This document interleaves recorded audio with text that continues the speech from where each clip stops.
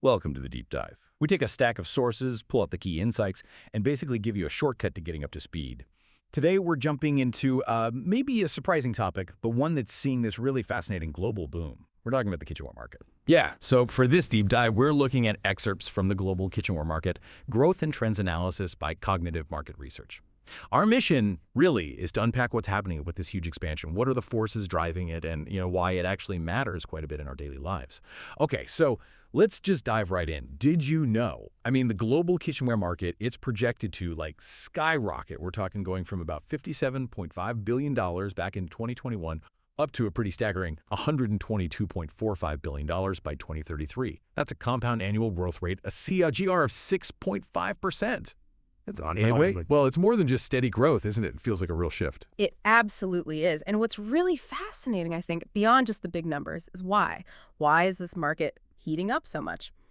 The report, it clearly points to a few key things driving this. You've got rising urbanization, more people living in cities. Right. Then there's this booming interest in home cooking. Think about all the recipe videos, cooking shows. They are online, yeah. Exactly. Plus, generally increasing disposable incomes around the world. And then there's this big trend towards modern kitchens. Modular kitchens specifically, it's really changing the kitchen fundamentally. It's not just this functional space anymore. It's becoming, aspirational, a kind of lifestyle symbol. That's a fantastic point. It's really not just about utility these days, is it? It's about the experience, maybe even a bit of identity. So here's where it gets, I think, really interesting.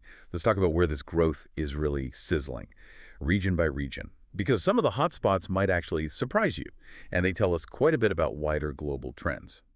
Okay, let's start with maybe the more established players. North America. It's still a hugely lucrative region, right? Projected to nearly double its market size by 2033. The U.S. is the biggest piece of that pie, obviously. But what really caught my eye was Canada, showing a pretty impressive 7.5% annual growth rate. What do you think is driving that kind of strong growth in a, mature market like Canada? Yeah, that's a really astute observation because you might not expect it, right? But in places like Canada and the U.S. too, we're seeing this continued investment in home improvement and maybe a renewed focus, post-pandemic perhaps, on in-home dining, entertaining. Wow. So it's not just replacing old stuff. It's about upgrading. People want premium gear, maybe smart kitchenware, things that enhance the whole cooking and living experience. It really ties back to that lifestyle symbol idea we were just talking about. Absolutely. Makes sense. Yeah. And Europe seems to be on a similar path, projected to hit over $28 billion by 2033. Germany, the UK, they're strong contributors, as you expect. But the report highlights the rest of Europe segment. That part actually have the highest regional KGR in Europe at 8.2%. That seems like a big jump for maybe smaller, less obvious markets. It really is significant. And it suggests something important, I think. It suggests that these modernization trends, the rising incomes, they're not just limited to the big economic powerhouses in Europe. Smaller nations, maybe starting from a slightly lower baseline, they're rapidly adopting modern kitchen stuff, too. It shows this widespread desire right across the continent for better kitchens, more efficient, often nicer looking. Clear environments at home, yeah. Exactly. Okay, now let's pivot. Let's talk about the regions where the growth is, really explosive. Asia Pacific. The report calls it a major growth hub. Revenue expected to surge past $22 billion by 2033. China's the largest contributor there, no surprise. But India. India is showing remarkably high growth, an 8.1% annual rate. Just think about that for a second. India's kitchenware market expanding over 8% a year. That's huge. India's growth is, it's a textbook example almost. Rapid urbanization colliding with a burgeoning middle class. Right.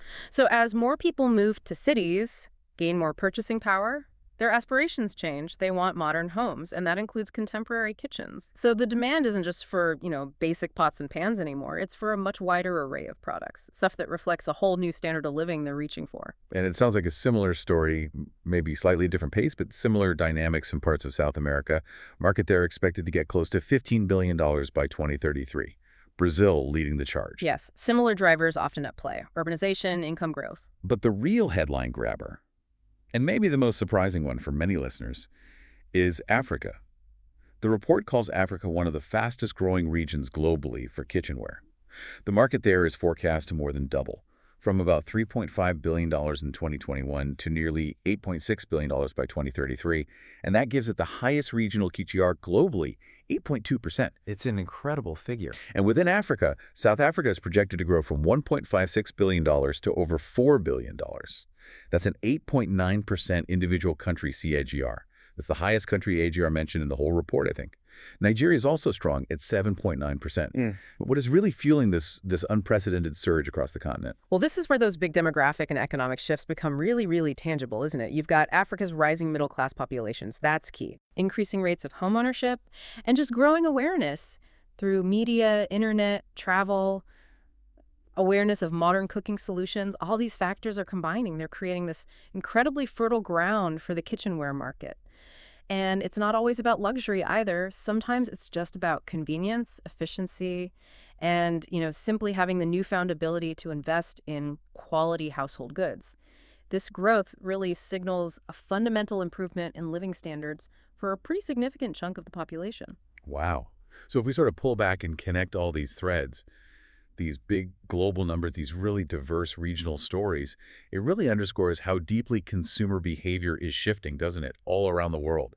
It's this growing focus on the culinary experience at home and this rising appeal for kitchen products that are maybe sustainable, definitely durable, aesthetically pleasing. Yes, and that appeal stretches across both emerging and developed economies. It's quite universal. It really seems like no matter where you are, the kitchen is becoming the central point for investment, for lifestyle expression. Couldn't agree more. So, okay, what does this all mean for you, listening in? Someone curious about global trends, how they actually impact our daily lives. Well, I think it means that this transformation of the kitchen, from just a place to cook into this really powerful lifestyle symbol, it's a real testament to changing global priorities, changing desires. People are clearly investing more in their homes and their culinary journeys, and this shift is playing out in these fascinating ways, continent by continent. Exactly. So the key takeaways for you, well, first, the sheer scale of this growth. It's massive. Second, those surprising regional leaders. Think Africa's overall growth or Canada's rate or South Africa's individual surge. And third, just a fundamental shift in how people are viewing their homes, their kitchens, their cooking. Yeah. And maybe it raises an interesting question for you to sort of mull over. As the kitchen becomes more and more this symbol of lifestyle, of well-being, how do you think the demand for specific types of kitchenware will keep evolving? Maybe in your own region or even in your own daily life. Are we going to see, more super specialized gadgets, or maybe a swing back towards simpler, multifunctional, durable tools? Something to think about. Definitely a lot to chew on there. We really hope this deep dive into the source material has given you some fresh perspective on what's happening in this booming global industry. Welcome to the Deep Dive. We're here to cut through the noise and get straight to the insights that matter. Today, we're taking a really fascinating look into the world of the kitchenware market. Our mission: to unpack the trends, the drivers, and maybe some of the challenges shaping what's in our kitchens now, and importantly, what might be there tomorrow. We're basing this all on the source: kitchenware market dynamics, trends, drivers, and restraints. And what's really interesting, I think, is how kitchenware isn't just about tools anymore. It feels like it reflects these big cultural shifts, tech advances. It's about, how our desire to cook, how we live in cities, even what we post on Instagram. How all that is somehow redesigning everything from a frying pan to, well, a measuring spoon. Okay, so let's unpack this. What are the big forces driving this significant growth we're seeing in the kitchenware market? It feels like the shift towards home cooking has got to be one of the biggest ones, right? I mean, think about it, especially over the last few years, how many of us sort of rediscovered cooking or discovered it for the first time. It seems like it's really moved beyond just being a chore. It's a lifestyle choice now for a lot of people. Influencers, cooking shows, recipes everywhere online. Absolutely. And what's truly fascinating there is how much personal expression is now tied up in the kitchen tools we choose. It's not just about, whipping up dinner anymore. It's about the experience, the aesthetic, making a statement. This cultural shift, it forces brands to think differently. They're not just selling a pot or a pan, they're selling an identity almost. They have to become these sort of lifestyle curators, turning a basic utensil into something that reflects aspiration, maybe even something you want to show off online. That's a really good point about identity. And it connects to where we're cooking too, doesn't it? Yeah. The source mentions how rapid urbanization and this trend towards modular kitchens are really changing what consumers need. Modern urban kitchens, they're often smaller, right? More integrated into the living space. Yeah. So efficiency and design become paramount. Exactly. This seems to drive demand for kitchenware that's compact, does multiple jobs, and frankly, looks good. Yeah. Needs to fit in visually. Precisely. That trend towards smaller, modular living spaces really pushes innovation in specific directions. You see a definite need for things that are multifunctional, maybe stackable, easy to store. Design becomes just as crucial as how well it works. And it kind of reinforces that desire for personal expression even when space is tight. You want the few things you have to look great. Right. And drilling down a bit more, Yeah. what about the money side of things, the buying power? The report points out that rising disposable incomes, particularly in those middle and upper brackets, are pushing people towards premium brands. So it's really not just about basic function anymore, is it? It's this mix of quality, health concerns, maybe even a bit of status. Mm-hmm. Durability, safety. Yeah, people seem willing to pay more for stuff that lasts, is safe, non-toxic, and actually makes their kitchen look better, Yeah. elevates the space. That's a key driver for the higher end of the market for sure. Okay, so we've talked about these forces pushing the market forward, home cooking, city living, more income. But it's not all smooth sailing, is it? Are there significant roadblocks? What challenges does the kitchenware market actually face? Oh, definitely. There are headwinds. The report highlights price sensitivity as a major one, especially, it seems, in lower-income households or maybe more rural areas. There, the primary factor is just cost. So people tend to buy basic, maybe unbranded tools, Right. which obviously limits how much those premium fancy products can penetrate that part of the market. It creates a bit of a divide. It absolutely does. And that presents a real strategic puzzle for manufacturers, you know? Do you try to compete on price, maybe cutting corners or accepting lower margins? Or do you focus purely on the premium end and potentially miss out on a huge volume of consumers? It forces a choice about where your value really lies. Interesting dilemma. And then there's the whole environmental angle, which seems huge these days. The source mentions concerns about non-recyclable plastics, still common in many kitchen items and especially packaging.